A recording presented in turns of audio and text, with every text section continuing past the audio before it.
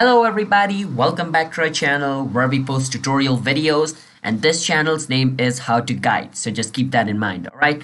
And by the end of this video, you guys will know how you guys can log in into United Wholesale Mortgage Account.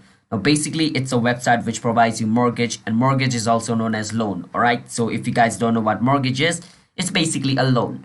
So with that said, let me show you guys the steps on how you guys can log in into a United Wholesale account.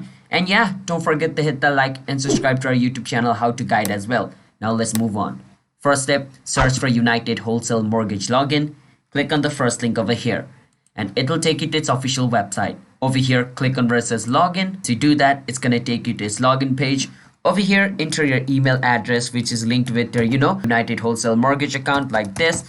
And then enter the password of your account. Click on sign in and you should be able to log in into a United Wholesale Mortgage account. So hope you guys understand, and don't forget to hit the like and subscribe, and I will see you guys in my next video. Bye bye.